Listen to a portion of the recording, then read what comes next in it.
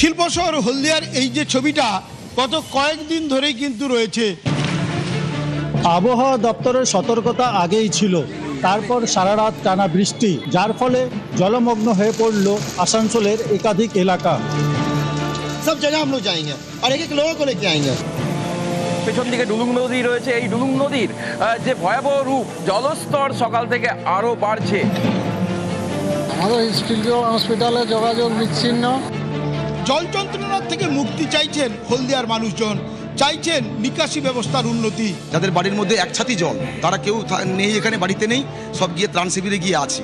এই পুরো চত্বরে মানে হলদিয়া এবং আপনাদের এই আশেপাশে যাতে জল যন্ত্রণা, নরক যন্ত্রণা থেকে মুক্তি দিতে পারি, আমরা একটা কম্প্রিহেন্সিভ প্ল্যান, ড্রেনেজের নিকাশির ব্যবস্থা আমরা করব। মন্দেশ্বরী নদীর উপর যে মানকানারি সেতু, সেই মানকানারি সেতু কিন্তু জলের তলায় চলে গিয়েছে। নদীর ব্রিজের উপরে মোটামুটি 6 ফুটের উপরে এখন জল যাচ্ছে এবং আরো জল বাড়বে এবং সম্পূর্ণ অসহায়ভাবে মানুষগুলো দিন যাপন করছে।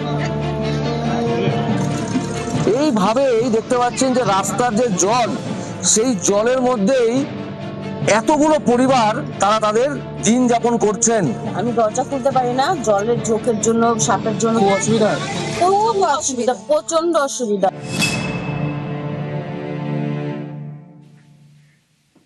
জলে নেমে প্লাবন পরিস্থিতির খোঁজ। নিম্নচাপের বৃষ্টিতে জলমগ্ন পূর্ব মেদিনীপুরের পটাশপুরে জলমগ্ন এলাকা পরিদর্শনে পুরমন্ত্রী। স্পিড বোটে এলাকা পরিদর্শন করেন অগ্নিমিত্রা পাল। প্লাবন পরিস্থিতি নিয়ে আমগাছিয়ায় সেচ দপ্তরের অফিসারদের সঙ্গে বৈঠকও করেন পুরমন্ত্রী। পাশাপাশি জলমগ্ন এলাকায় বাড়তি নজরের নির্দেশ প্রশাসনের।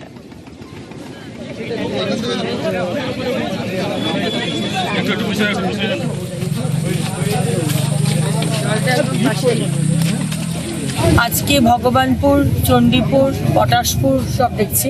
পুরো প্রশাসন মাননীয় মুখ্যমন্ত্রীর টিম হিসেবে আজকে রাস্তায় নেমে গেছে।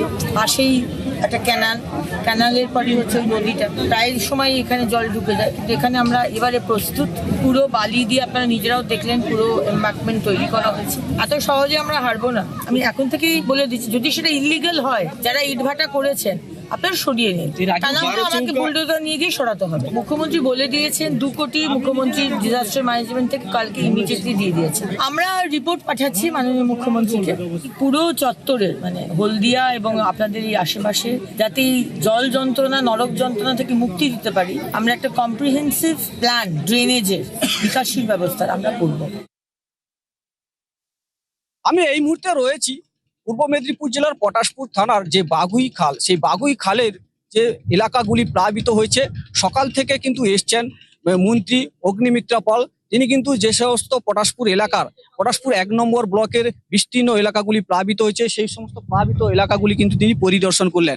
যেখানে দেখা গেল স্পিড বোটে করে একেবারে তারা প্লাবিত যে সমস্ত এলাকা পরিদর্শন করছে।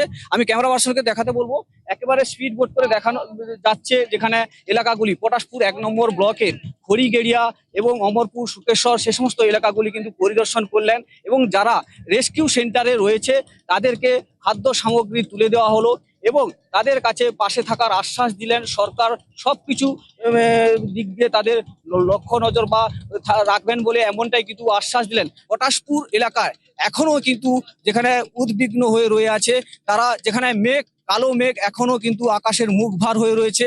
সেই মুখভার কারণে যদি আবার অতিবৃষ্টি হয়, সেই অতিবৃষ্টির কারণে কিন্তু আবার কিন্তু প্লাবিত হবে এলাকায়। সব মিলে পটাশপুর বাসী তারা কিন্তু আতঙ্কিত রয়েছে এই প্লাবিত এলাকা নিয়ে। পূর্ব মেদিনীপুর পটাশপুর থেকে পঙ্কজ দাসরথী, নিউজ।